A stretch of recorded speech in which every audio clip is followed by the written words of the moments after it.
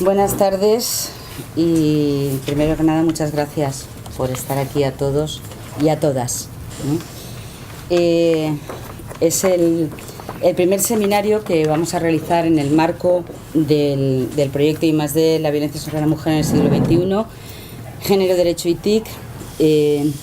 Este proyecto fue un sueño, porque era una idea que tenía en la cabeza hacía tiempo, que si no llega a ser por Belén, que estuvo ahí ayudándome con la plataforma. Lo de la plataforma es un arma que carga el diablo, como sabéis, para subir cualquier cosa. Belén me ayudó muchísimo y desde luego sin los compañeros y las compañeras que accedieron a entrar en esta aventura y formar parte del equipo, tampoco hubiera sido posible. Por lo tanto, lo primero que quiero hacer es daros las gracias por ayudarme a conseguir este proyecto, que yo creo que es un proyecto bonito. Es un proyecto bonito y que nos permite hacer muchas cosas.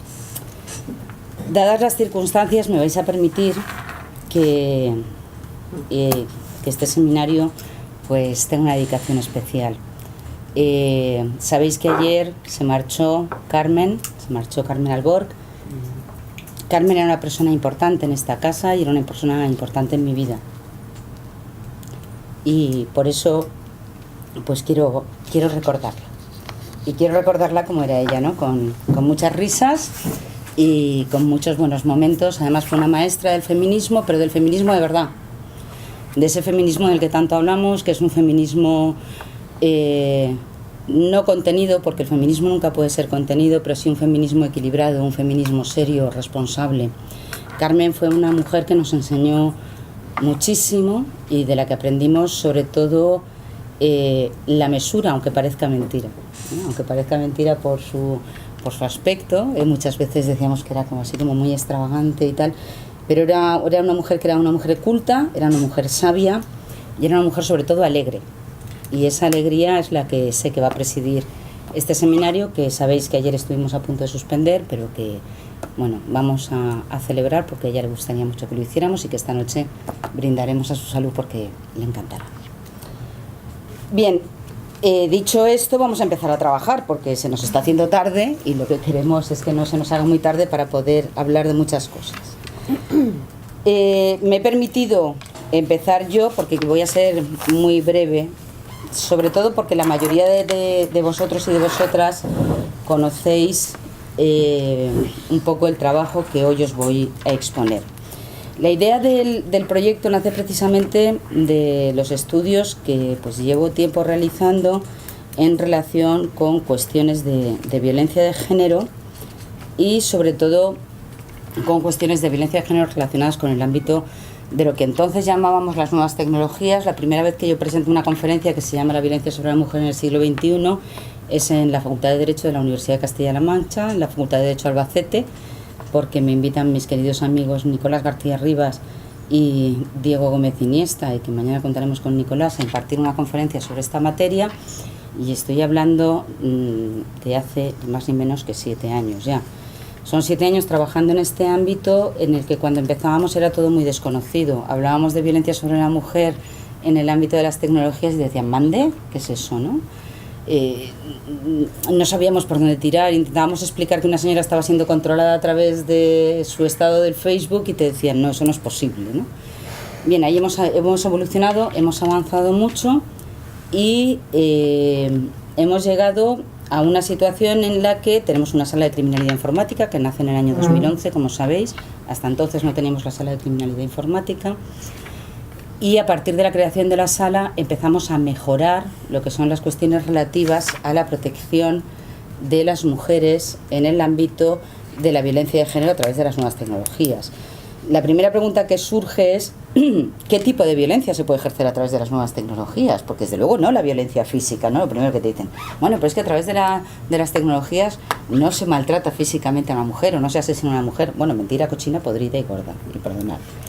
¿Por qué? Porque los que hemos trabajado en el ámbito de criminalidad informática sabemos que desde el libro del profesor de la Cuesta el modelo teórico es muy sencillo. ¿Se puede asesinar a través de Internet? Claro, claro que sí. Es decir, si usted coge entra en un sistema informático de un hospital y a un señor que está ingresado cambia en su historia clínica la medicación que hay que darle por otra que es absolutamente contraproducente con la enfermedad que padece, pues nos podemos encontrar con una situación de muerte utilizando el medio tecnológico. Bien, no voy a entrar a definir qué son los delitos informáticos porque no es el momento y además creo que ya todos lo sabemos y hemos distinguido lo que son los delitos puramente informáticos de lo que son los delitos comunes que se cometen a través del medio informático, pero sí que es cierto que en el ámbito de la violencia sobre la mujer podemos hablar de este tipo de delitos cuando son utilizados como medio comisivo en todos los ámbitos, lesiones, homicidios, el que sea.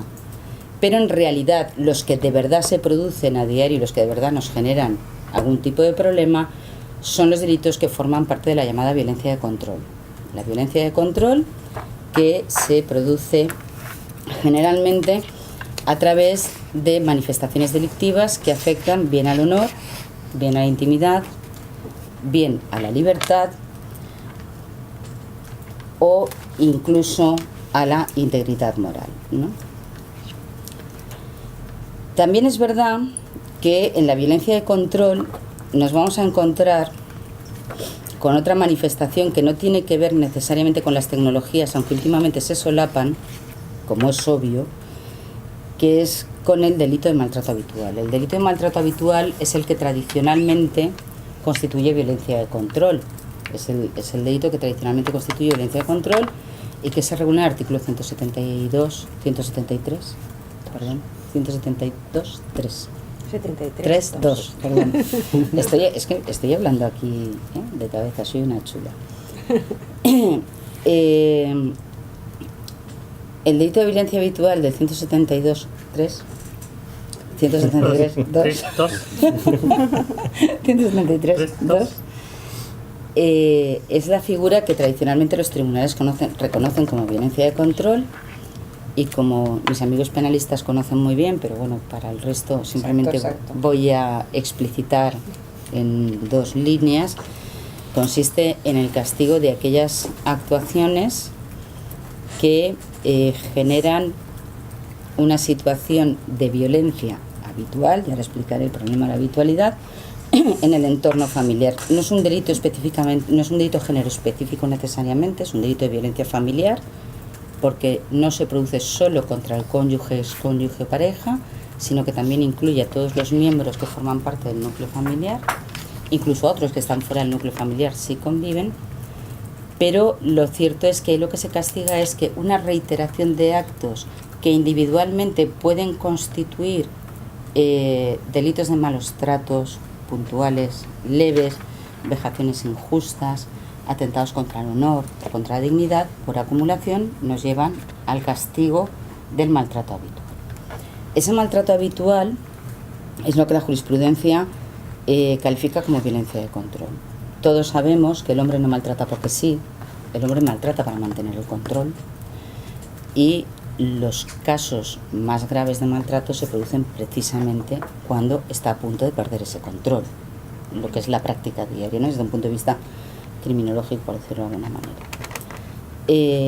Esa violencia de control que se manifiesta primero en el control emocional de pequeñas cosas, normalmente es así, ¿no? Conocéis el vídeo de Pepa y Pepe, me imagino, el vídeo de Pepa y Pepe, que ya es un clásico, sobre todo para explicar la violencia de control entre jóvenes, lo podéis encontrar en YouTube, el vídeo de Pepa y Pepe.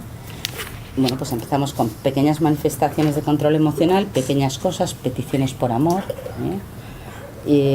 por tu bien, por tu protección. Hoy no vayas a clase de música y quédate conmigo porque luego sales muy tarde y no quiero que vuelvas sola a casa.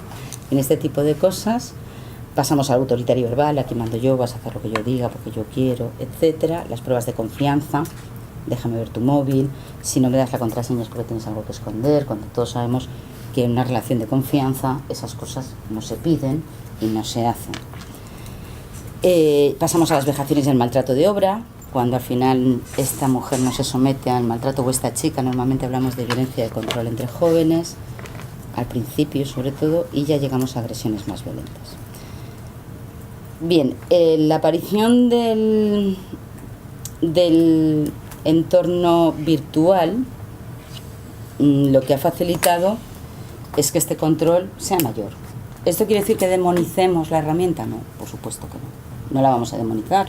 La herramienta informática, la herramienta tecnológica es una herramienta muy positiva si la utilizamos bien. Pero mal utilizada es verdad que favorece las situaciones de control, sobre todo cuando hablamos de personas que son comunicadoras sociales permanentes. Las personas que son comunicadoras sociales permanentes, que están todo el día colgadas de algún tipo de red social o de plataforma de comunicación instantánea, al final pues son víctimas propiciatorias, ¿no?, de este tipo de violencia, aunque no solo ellas. Por lo tanto, tendríamos tres manifestaciones, por decirlo de algún modo, ¿no? Por un lado tendríamos la manifestación de lo que es la violencia habitual, que ahora veremos cómo se interpreta, que sería la de la clásica del 173.2. ¿Ha dicho bien? La clásica del 173.2. Y luego tendríamos la manifestación tecnológica, en la que yo quiero hacer, o yo pretendo en mi trabajo que hoy os expongo, pretendo hacer mención a dos aspectos.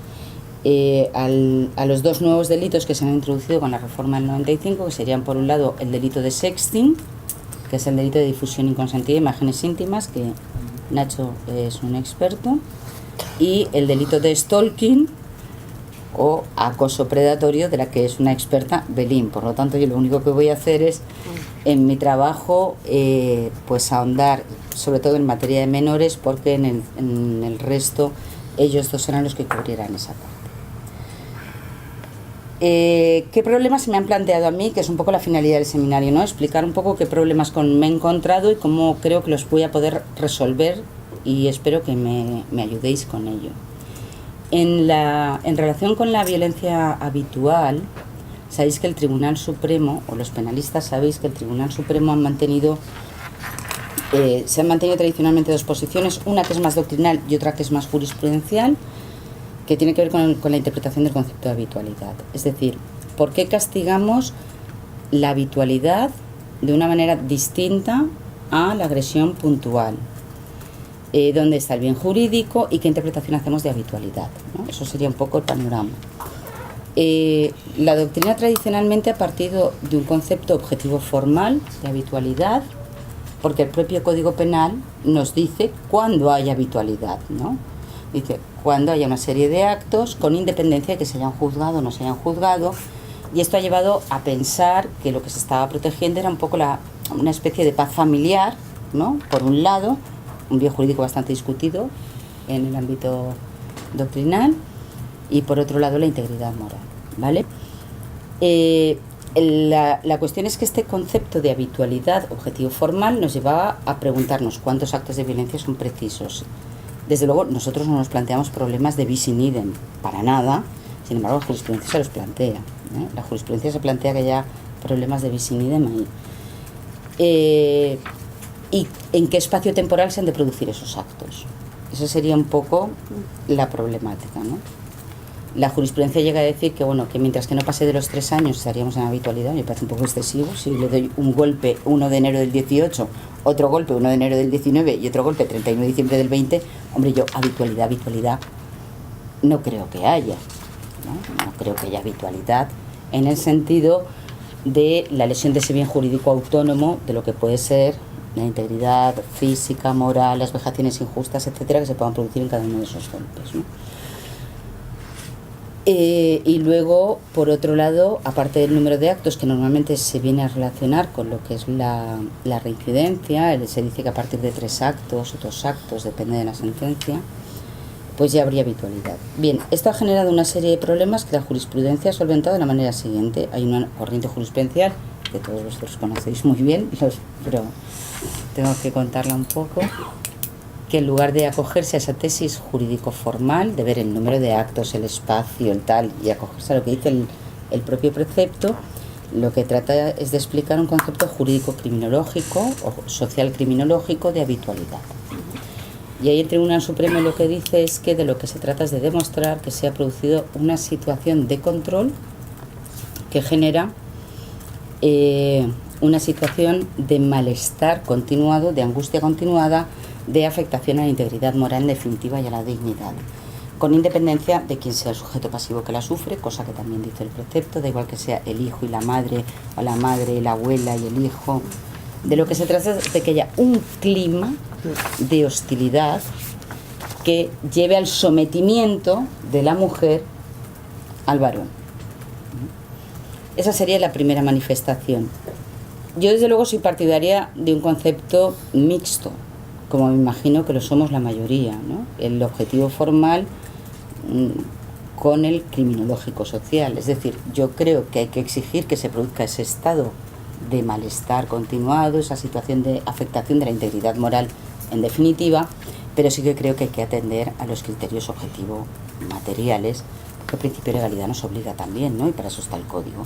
Aunque ya os digo que el Tribunal Supremo, bueno, pues va a su bola, por decirlo así, en la intimidad del hogar, ¿no? Ese sería un problema. Y luego, en relación con los delitos de sexting y de stalking, son los delitos de violencia de control que mayor incidencia está teniendo y que, desde luego, si miráis la memoria de la Fiscalía General del Estado, es donde nos vamos a encontrar con el mayor número de denuncias.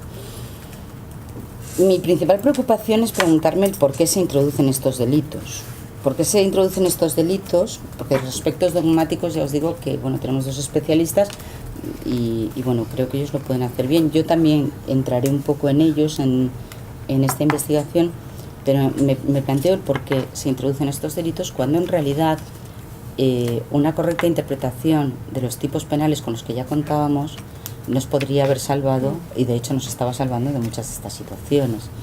Es decir, el delito de acoso predatorio, como muy bien ha explicado la profesora Alonso, es un delito que es una coacción específica y que, acudiendo en muchas ocasiones a los delitos de coacciones, hubiéramos tenido más que de sobra amenazas y coacciones, que son los delitos de control por excelencia, hubiéramos tenido más que de sobra para poder castigar este tipo de situaciones, aunque hay algunas que efectivamente se escapaban, ¿no? El tema del llamacuelga este maravilloso, que luego supongo nos contarán, o otro tipo de situaciones que de suyo no son generadoras de un ilícito penal, porque no tienen entidad suficiente como para lesionar el bien jurídico desde un punto de vista de la intervención punitiva del Estado, que es la última ratio, o debería serlo. Entonces sí que es verdad que algunas cuestiones deberían haber entrado ahí, ¿no? Pero bueno, yo me pregunto el por qué, y eso es lo que os contaré en el próximo seminario, ¿no? ¿Por qué y cómo se ha hecho? Que bueno, el cómo se ha hecho ya nos explicarán también que no ha sido desde luego de la mejor manera posible. Y luego el delito de sexting, el delito de difusión inconsentida de imágenes íntimas. Bueno, los que me habéis oído hablar ya de esto, ya sabéis lo que pienso de sobra.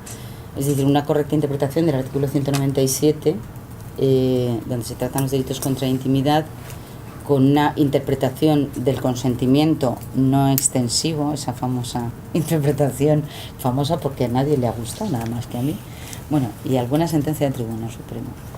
El consentimiento no extensivo, es decir, si interpretáramos correctamente el concepto de consentimiento del artículo 197 del Código Penal, sería suficiente para castigar los delitos de difusión inconsentida de imágenes íntimas, que, como sabéis, en el caso del Vida Hormigos no se castigó.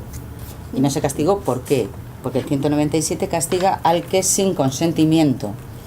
Y entonces la mayoría de la jurisprudencia dice, mire usted, si usted se hace un vídeo o se graba una foto en una situación íntima, normalmente contenido erótico, y se la envía a un tercero, usted pierde el control sobre esos datos. Y usted pierde el control de esos datos y usted ha consentido. Claro, la pregunta es, ¿yo a qué he consentido? Y yo esto lo dije por escrito hace unos años, antes de que se modificara el Código Penal, y casi se me come. No, pero ha consentido, usted ha perdido control. No, yo he consentido a que esta persona a la que yo envío esta foto o este vídeo, que no deja de ser una práctica sexual como otra cualquiera, lo disfrute él. Yo no he consentido en que lo difunda. Y esa era un poco la idea del consentimiento no extensivo, el hasta dónde y el hasta cuándo, ¿no? Sobre todo porque muchas de estas situaciones de difusión de imágenes se van a producir en los casos de ruptura de la pareja. Es decir, yo he consentido que usted use esto mientras que está conmigo. ¿Hasta cuándo? Hasta que esté conmigo. Cuando usted deje de estar conmigo, de autorización para hacer esto. Bien, el legislador no lo vio así, decidió introducir, yo creo que por razones oportunistas, aunque eso es, mi idea es preguntarme el por qué y cómo mejorar esa regulación. Introdujo el delito de sexting en el 197.7, ahora no me equivoco, ¿no? 197.7. Y también con un problema de aplicación técnica, creo que importante. Esos serán los tres aspectos que trataré, sobre todo con la búsqueda de las causas del por qué se produce este tipo de violencia de control, por qué los jóvenes cada vez utilizan más del control y por qué estamos sufriendo ese retroceso en el ámbito de la igualdad. Bien, las razones bueno, pues merecen de un estudio sociológico que probablemente yo no esté preparada para realizar, para eso están los sociólogos y los psicólogos y los antropólogos, pero sí que es cierto que hemos constatado, a propósito de los distintos estudios, y ya voy terminando, moderadora, bien, gracias, termino enseguida. Lo que sí que hemos constatado, sí, fenomenal. Es que yo voy a hablar mucho menos, por eso.